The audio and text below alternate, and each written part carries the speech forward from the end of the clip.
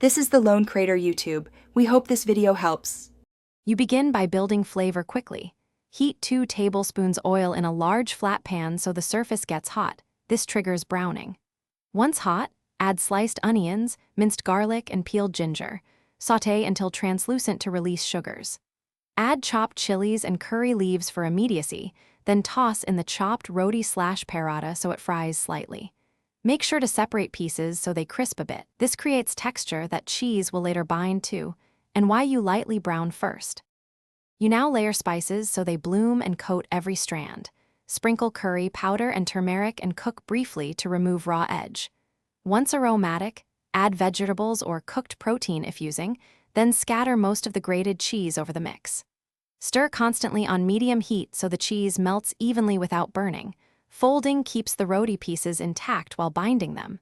If the mixture looks dry, add 2 to 3 tablespoons water or milk to loosen. You finish by adding the reserved cheese and lowering the heat so the final melt is smooth.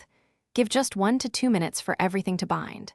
Taste and season with salt and a squeeze of lime, then top with sliced spring onions for brightness and serve hot to preserve texture.